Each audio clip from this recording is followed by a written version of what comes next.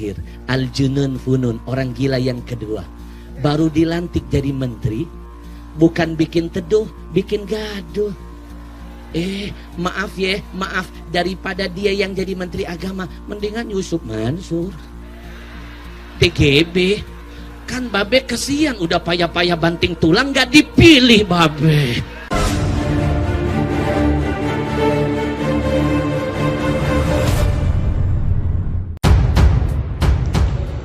Ustadz Al-Habsyi sentil Menteri Agama bikin gaduh, sindir TGB dan Yusuf Mansur, apes tidak dapat jabatan.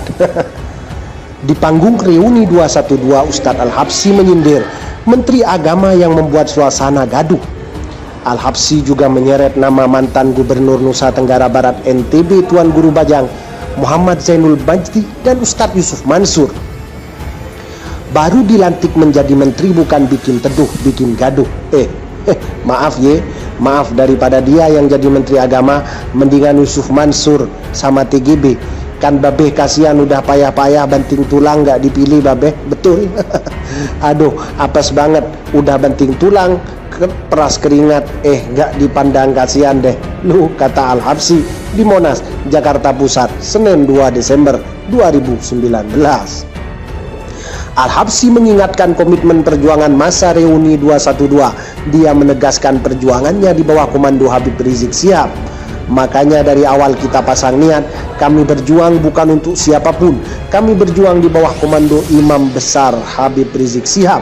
Takbir, kata Al-Habsyi, disambut teriakan peserta reuni 212. Maka kita tidak akan pernah terluka ketika ada yang berkhianat dan menyakiti. Kita betul-betul karena sampai detik ini kita bangga imam besar kita adalah teladan yang dahsyat. Beliau mengajarkan, di situ dahsyatnya istiqomah, sambung dia. Dia kemudian menyindir soal aturan pelarangan celana cingkrang dan radikal. Al-Habsyi mengatakan jangan sampai ada pihak yang menyalahkan simbol cadar jika ada oknum yang menjadi teroris. Dia bilang cadar cingkrang radikal. Kalau ada orang muslim jadi teroris, jangan salahkan cadarnya, tapi tangkap oknumnya, ujar dia. Kalau orang itu gagal paham, dia nggak suka teroris pakai cadar, jangan salahkan simbol cadarnya, tangkap oknumnya nih. Saya kasih contoh, mama nggak suka tikus di rumah, mama geram marah tikus bikin baju mama berlubang, makanan jadi hilang, emak pengen bunuh tikus di rumah tapi yang bikin emak rumah bakar, cakep. Tikus hijrah ke rumah tetangga, mama siap jadi gelandangan. Ini yang terjadi di negeri kita. Pemimpin banyak yang gagal paham, sambung Habsyi. Bismillahirrahmanirrahim. Assalamualaikum warahmatullahi wabarakatuh. Innal hamdalillah wassalatu wassalam ala Rasulillah, amma ba'd. Yang kita muliakan habaibuna wa hibbainal kiram yang tidak bisa saya sebutkan satu persatu. Mohon aminkan, kita doakan guru-guru kita, Allah panjangkan umurnya, Allah sehatkan badannya, Allah kuatkan imannya, Allah jaga semangat istiqamahnya. Amin ya rabbal. 5 menit saya dikasih waktu singkat dan padat insya Allah. Yang pertama, yang paling mahal di Indonesia ini sekarang adalah istiqomah. Betul? A'zamul karamah luzumul istiqamah. Siapa yang ingin mencapai derajat paling tinggi di sisi Allah yang maha tinggi, maka harus lewat jalur istiqomah. Hari ini yang sudah datang nampak wajah-wajah istiqomahnya. Alhamdulillah. Allahu Akbar, Allahu Akbar, Allahu. Semuanya Allahu Akbar, Allah. Jangan malas-malas berteriak takbir, karena salah satu manfaat takbir mampu mengusir setan-setan di sekitar kita. Gara-gara ada 212 beb, takbir diteriakan, akhirnya efeknya setan-setan di Jakarta. Setan-setan di Jakarta kepanasan, dan mereka sepakat ingin pindah ibu kota. Takbir. Ternyata begini tekniknya mengusir setan di Jakarta. Maka teriakan sekali lagi takbir dengan dahsyat. Kita kirim setan-setan di Jakarta pindah ke Kalimantan. Allahu Akbar, Allahu Akbar, Allahu. Singkat, kedua, kalau boleh saya sampaikan, yang di depan saya ini betul-betul makhluk langka. Orang seperti antum harus dimuseumkan. Yang ngomong langkah bukan saya, tapi Rasul. Kata Rasul, inilah rombongan orang minal ghuraba. Minal ghuraba, orang-orang yang langka. Fatuba lil gharaba. Kata Nabi, beruntung makhluk-makhluk langka itu. Siapa yang melangkah itu? Sahabat bertanya, kila wama, siapa yang langka itu? Kata Nabi, siapa yang langka? Alladzina yuslihuna idza fasadin nas. Dia adalah orang-orang yang istiqomah menjaga kesolehannya, tidak mau diancam, tidak takut mau dibunuh, tidak rela imannya diperjualbelikan. Dia tetap dengan semangat 212-nya. Inilah makhluk-makhluk yang istiqomah. Alhamdulillah. Sekarang nampak wajah-wajah munafiknya. Mohon doanya, saya lagi menulis buku. Tadinya sudah hampir selesai, Bib. Sudah mau saya tutup buku itu, tiba-tiba petunjuk Allah, belum boleh ditutup karena yang daftar masih banyak. Judul buku saya nanti fenomenal. Judulnya Munafikun ala Milenium.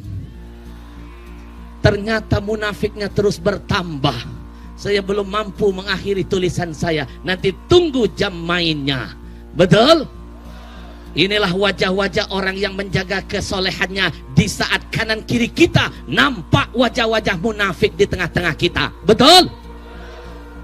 Menit ketiga, singkat saja. Al-junun funun. Orang gila, macam-macam bentuk kegilaannya. Betul?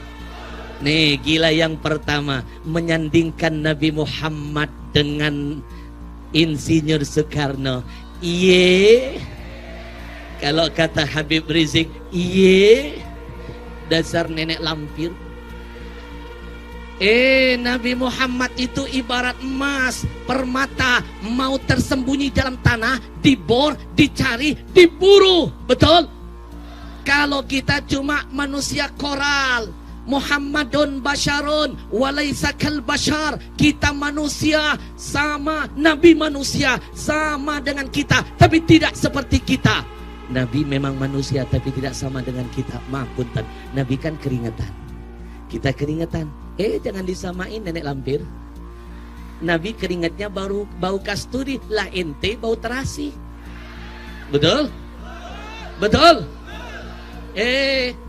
Ummu Sulaim satu hari pernah merasakan dapat berkah dari Allah ketika dia mendapatkan kedatangan Nabi dalam rumahnya.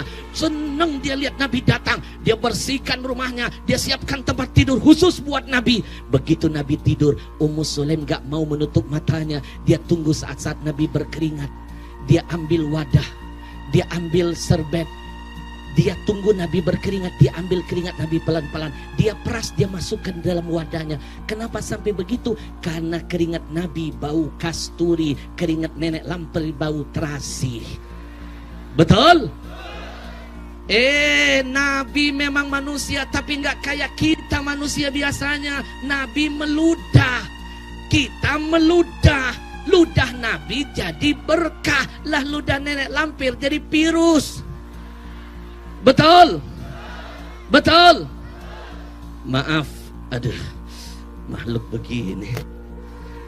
Untung jauh, kalau dekat gua garuk. Nabi dibandingin sama Soekarno. Nabi Adam saja tahu diri ketika Allah katakan, "Ya Adam, laula Muhammadan ma khalaqtuka." Adam dengerin, kalau bukan karena kemuliaan Muhammad, engkau tidak aku ciptakan. Kalau Nabi Adam saja tidak mampu mendampingi dan bersanding dengan kemuliaan Nabi, apalagi Insinyur Soekarno. Iye, Dasar nggak waras. Nih, logikanya begini, logikanya. Nabi kan emas, kita ini batu koral. Contoh begini, maaf, emas pasti kuning. Tapi apakah yang kuning itu pasti emas? Yang jawab kenceng baru keluar dari kamar mandi. Betul? Emas itu pasti kuning. Tapi apakah yang kuning itu pasti emas? Itulah bedanya Nabi dengan kita. Maka jangan sekali-kali mendampingkan Nabi dengan Insinyur Soekarno. Kita tuntut dan kita jaga kasusnya. Kita hantarkan sampai ke penjara. Siap? Baik, yang terakhir, Nun Sewu, yang terakhir, Al-Junun Funun, orang gila yang kedua. Baru dilantik jadi menteri, bukan bikin teduh, bikin gaduh. Maaf, daripada dia yang jadi menteri agama, mendingan Yusuf Mansur. TGB, kan Babe kesian, udah payah-payah banting tulang, gak dipilih Babe. Betul? Aduh, apes banget. Udah banting tulang, peras keringat, nggak dipandang. Kesian deh lo. Makanya dari awal kita pasang niat, kami berjuang bukan untuk siapapun. Kami berjuang di bawah komando Habib Rizik Syihab. Takbir! Maka kita tidak akan pernah terluka ketika ada yang berkhianat dan menyakiti kita. Betul? Karena sampai detik ini kita bangga, imam besar kita adalah teladan yang dahsyat. Beliau mengajarkan, di situ dahsyatnya istiqomah. Takbir! Dia bilang cadar cingkrang radikal. Kalau ada orang muslim jadi teroris, jangan salahkan cadarnya, tapi tangkap oknumnya. Betul? Nih, saya tutup tausiah hari ini. Kalau orang itu nggak gagal faham, dia nggak suka teroris pakai cadar, jangan salahkan simbol cadarnya, tangkap oknumnya. Nih saya kasih contoh, mak nggak suka dengan tikus di rumah, mak geram, mak marah, tikus bikin baju mak berlobang, makanan jadi hilang, mak pengen bunuh tikus di rumah, tapi yang mak lakukan adalah rumah mak bakar. Cakep. Tikus hijrah ke rumah tetangga, mak siap-siap jadi gelandangan. Ini yang terjadi di negeri kita, pemimpin banyak yang gagal faham. Dan saya tutup tausiah ini. Antum mau tahu siapa makhluk pertama yang gagal faham? Iblis laknatullah. Allah suruh iblis dengan malaikat sujud kepada Adam. Yang sujud cuma malaikat. Iblis ogah, gagal faham. Dia pikir sujud menyembah, padahal sujud di situ takriman wa ta'ziman li ahlil ilmi. Allah pengen ngajarin iblis, hormati, muliakan yang punya ilmu. Makanya yang gagal paham berarti gak pantas dibilang keturunan Adam. Keturunan siapa? Keturunan siapa? Siap-siap jadi tersangka berjamaah kita. Mudah-mudahan jumpa lagi dengan kesempatan. Assalamualaikum warahmatullahi wabarakatuh.